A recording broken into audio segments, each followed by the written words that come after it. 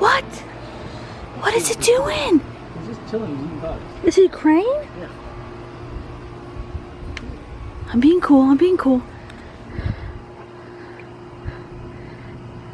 Wait for it. There's a big old crane across the street. That is so funny. Guys, we have cranes all over, but they're not in the neighborhoods. This is not common. I mean, they're like around our neighborhood in the little culverts and stuff, but we don't usually see them hanging out. He's just eating bugs. What the heck? That's so funny, Kyle. He's just so he's so casual about it. Sophie, stop there. Look across the street. You see him? Do you know what that is? It's a crane. That's right. He's pretty, huh? They're beautiful birds. Y'all, it's hard for me to give you. They're actually pretty big. It's hard to understand the scale. About as big as they're tall. As tall as Sophie. Well, I told them that cranes are not uncommon. We have them everywhere, but you don't see them walking around your neighborhood. In the neighborhood, yeah. You just don't see that. They're not like. And he's just like meandering around. Like, how do you even get? Bugs. Look, he's like hunting. Do you think he? I mean, they always stay right by water. Do you think he just landed because of a pool and then he's just hanging out because there's good things to eat? I don't know. I mean, yeah, he is like having a lot of food. He's super happy. He's like, top of the morning, guys. It's a beautiful day.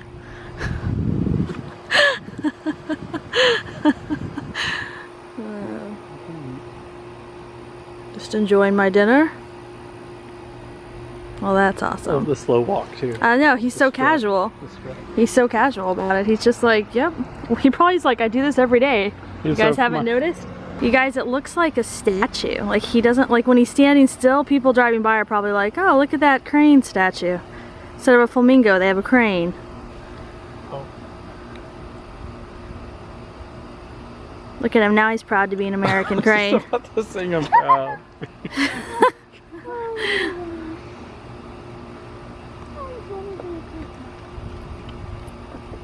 Crane, come to our neighborhood. Right? You want him to come over here, right? Well, he can come eat some of our wasp. We throw him some bread. Oh, whoa, whoa, there he goes. He's so majestic. He's like, I am, it's true. Well, he just flew then. I don't think he's hurt. Yeah, he kind of just floated, but maybe he can't. He's gonna check out this house. This lady just saw this crane. Mom.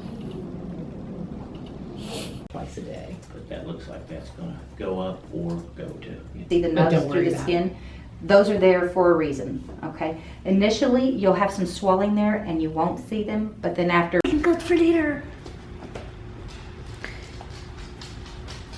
I have some gum. What's on your forehead? Oh, this is a shadow. Jack, really? The chicken? No. The chicken tendies, my favorite kind. So we're unloading groceries. I know, I'm so tired. I look so tired, y'all. I actually fell asleep earlier. The kids were playing doctor and they had me lay down and I totally fell asleep. I was like...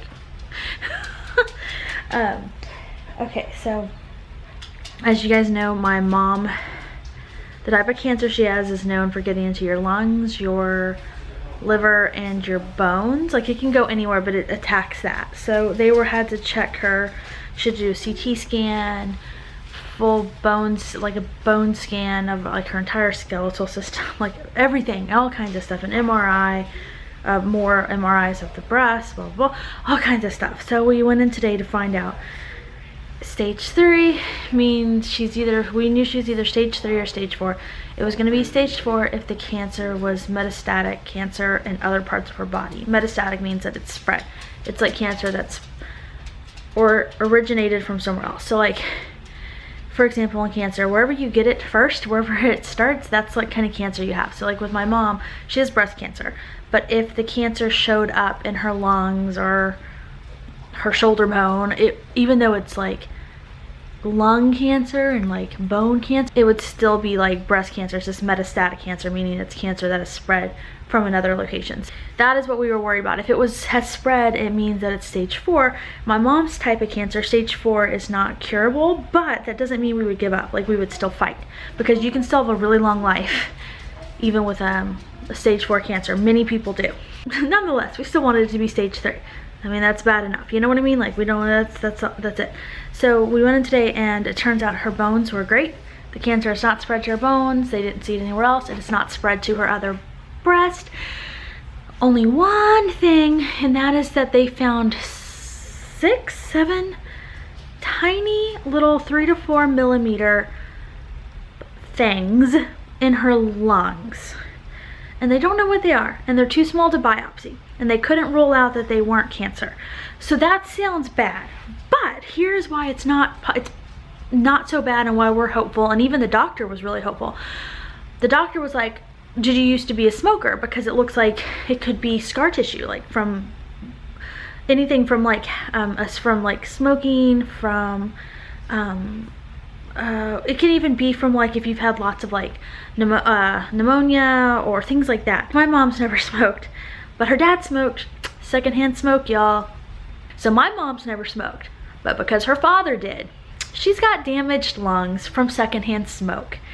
Wow. Because the doctor was actually surprised she didn't smoke, and then when she found out how much my grandpa smoked, she wasn't surprised. My grandpa actually had a heart attack that was from smoking. Like, tar builds up in your lungs when you're a smoker. My uncle had the same thing. My grandpa quit smoking cold turkey. It's probably that. It's probably her lungs, they said, are not perfect, and it's from secondhand smoke. And so and then it could have been exacerbated from like if she had like pneumonia or something. Those tiny little things in her lungs are, we're hoping, just scar tissue. Little bits of scar tissue from the damage from secondhand smoke. So we don't know though. They're too small to biopsy,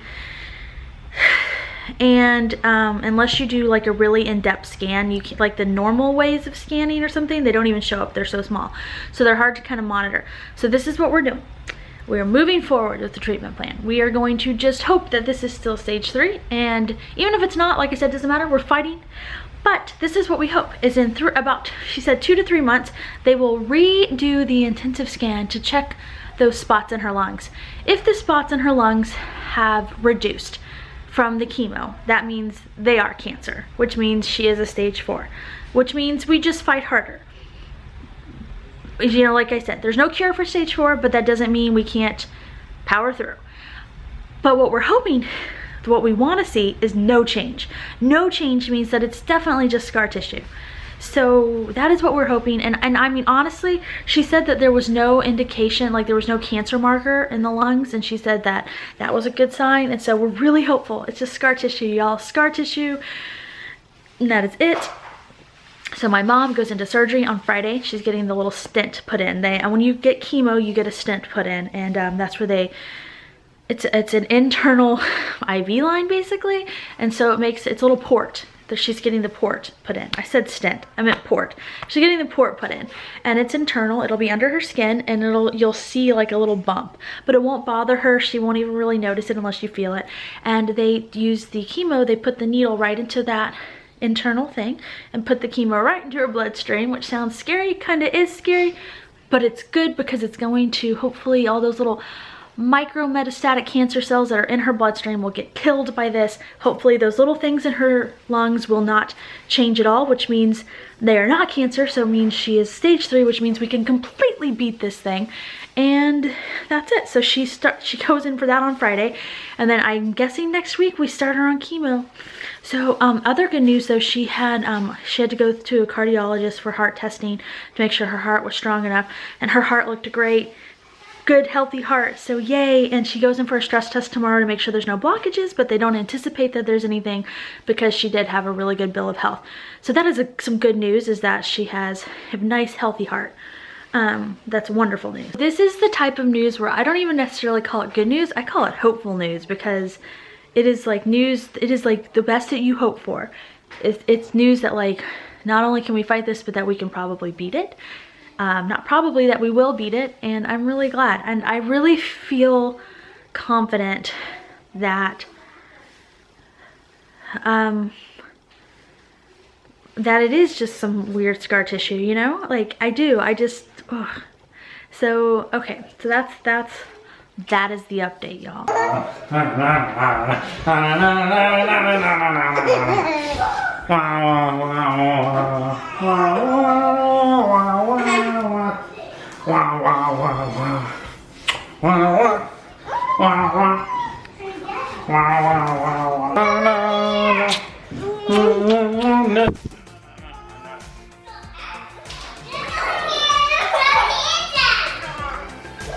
What, Grace? Oh, you want to come see the room? They've been picking up, y'all.